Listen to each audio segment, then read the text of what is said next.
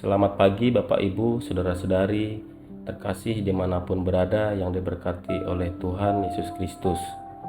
Selamat berjumpa dalam renungan kita pada pagi hari ini, Senin tanggal 8 Januari 2024, bersama saya, Penetua Andika Haryanto dari lingkungan pelayanan 2 Majelis Jemaat GKI Pelangka 1. Saya ucapkan salam sejahtera buat kita semuanya, dimanapun berada.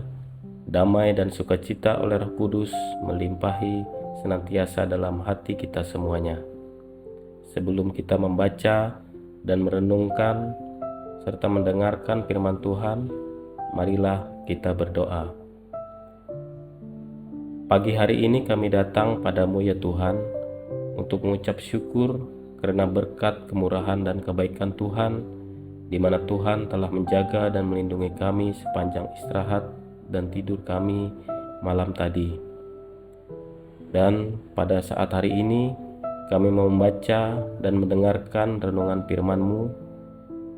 Sebelumnya kiranya Engkau ampuni juga kesalahan kami yang kami lakukan sampai pada hari ini, dan jamahlah hati kami supaya terbuka pada setiap kebenaran-Mu, dan kami mau taat pada kasih Tuhan. Dalam nama anak-Mu Tuhan Yesus Kristus kami berdoa, amin.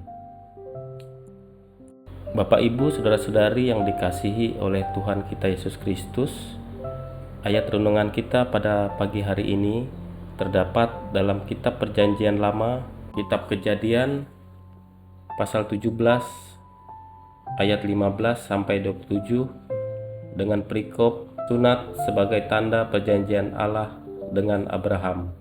Selanjutnya Allah berfirman kepada Abraham tentang istrimu Sarai, janganlah engkau menyebut dia lagi Sarai, tetapi Sarah, itulah namanya. Aku akan memberkatinya, dan daripadanya juga aku akan memberikan kepadamu seorang anak laki-laki. Bahkan aku akan memberkatinya sehingga ia menjadi ibu bangsa-bangsa, raja-raja bangsa-bangsa akan lahir daripadanya. Lalu tertunduklah Abraham dan tertawa, serta berkata dalam hatinya, mungkinkah bagi seorang yang berumur 100 tahun dilahirkan seorang anak, dan mungkinkah Sarah yang telah berumur 90 tahun itu melahirkan seorang anak? Dan Abraham berkata kepada Allah, sekiranya Ismail masih diperkenankan hidup di hadapan-Mu. Tetapi Allah berfirman, tidak, melainkan istrimu Sarahlah yang akan melahirkan anak laki-laki bagimu, dan engkau akan menamai dia Ishak, dan aku akan mengadakan perjanjianku dengan dia menjadi perjanjian yang kekal untuk keturunannya. Tentang Ismail, aku telah mendengarkan permintaanmu. Ia akan kuberkati, kubuat beranak cucu, dan sangat banyak. Ia akan memperanakan 12 raja, dan aku akan membuatnya menjadi bangsa yang besar. Tetapi perjanjianku akan kuadakan dengan Ishak, yang akan dilahirkan Sarah bagimu tahun yang akan datang pada waktu seperti ini juga. Setelah selesai berfirman kepada Abraham, naiklah Allah meninggalkan Abraham. Setelah itu Abraham memanggil Ismail anaknya, dan semua orang yang lahir di rumahnya, juga semua orang yang dibelinya dengan uang, yakni setiap laki-laki dari isi rumahnya. Lalu ia mengerat kulit katan mereka pada hari itu juga, seperti yang telah difirmankan Allah kepadanya. Abraham berumur 99 tahun ketika dikerat kulit katannya, dan Ismail anaknya berumur 13 tahun ketika dikerat kulit katannya. Pada hari itu juga Abraham dan Ismail anaknya disunat, dan semua orang dari isi rumah Abraham, baik yang lahir di rumahnya maupun yang dibeli dengan uang dari orang asing, disunat bersama-sama dengan dia. Demikian firman Tuhan. Yang berbahagia ialah mereka yang mendengarkan firman Allah dan yang memeliharanya. Bapak, Ibu, saudara-saudari yang dikasihi oleh Tuhan kita Yesus Kristus, renungan kita pada pagi hari ini ditulis oleh Pendeta LDBT yang diberi judul Allah Menepati Janji. Bagaikan pasangan muda-mudi yang sedang dilanda asmara berupaya memegang teguh komitmen bersama. Mereka berupaya membangun sikap saling mempercayai, setia, dan bertanggung jawab.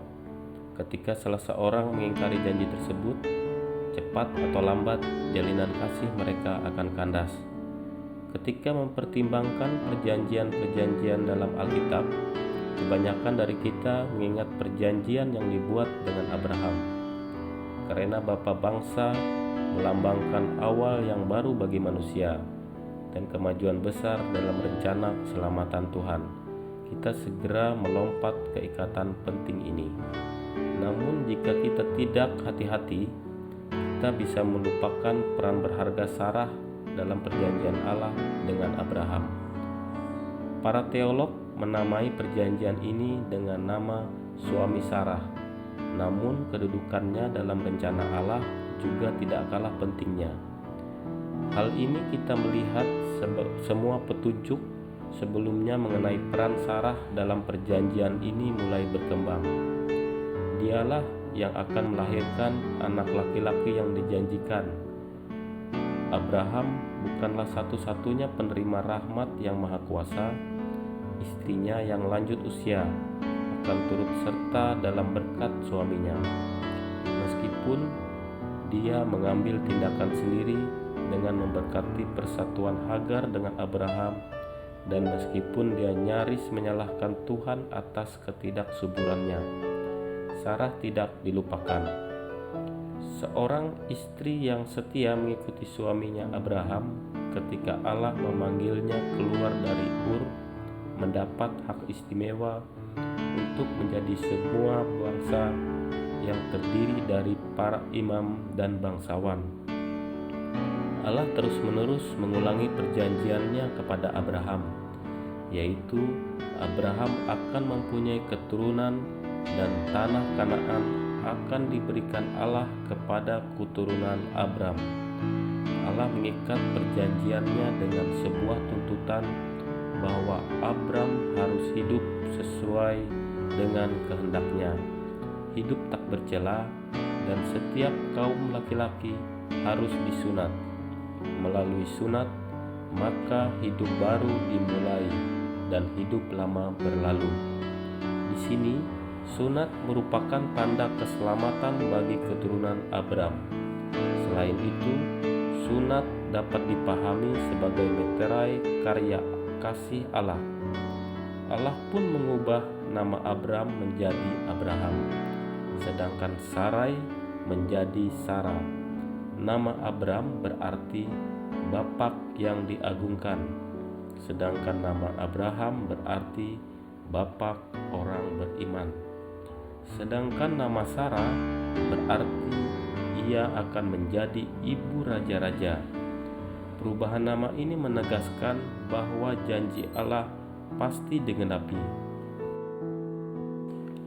Abraham menyodorkan Ismail agar diperkenan menjadi ahli warisnya. Namun Allah tegas menolak Ismail dan menegaskan bahwa ahli waris satu-satunya hanyalah yang berasal dari Sarah yang akan diberi nama Ishak. Ketika Allah menginginkan hal-hal yang tampak mustahil terjadi dalam hidup, justru kita kadang meragukan kemampuan Allah. Akal budi kita seringkali menjadi persoalan utama. Ketidakmampuan pikiran manusia memahami cara kerja Allah membuat manusia menganggap rancangan Allah sebagai kemustahilan. Memang dibutuhkan kerendahan hati dan ketaatan kita untuk melihat bagaimana Allah mengabulkan janjinya. Marilah kita menunjukkan kesetiaan dan ketaatan kepada Allah, karena Ia setia dan tidak pernah ingkar janji. Setiap pergumulan hidup kita justru harus dilihat sebagai ujian iman. Dengan demikian, kita dapat mengatasi persoalan hidup dan kehidupan di setiap ruang dan waktu, sebab Tuhan Yesus adalah Immanuel. Demikian renungan kita pada pagi hari ini. Mari kita berdoa.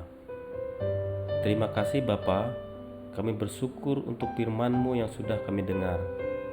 Firman-Mu telah mengingatkan kami kembali bahwa hanya Tuhanlah tempat perlindungan sejati kami.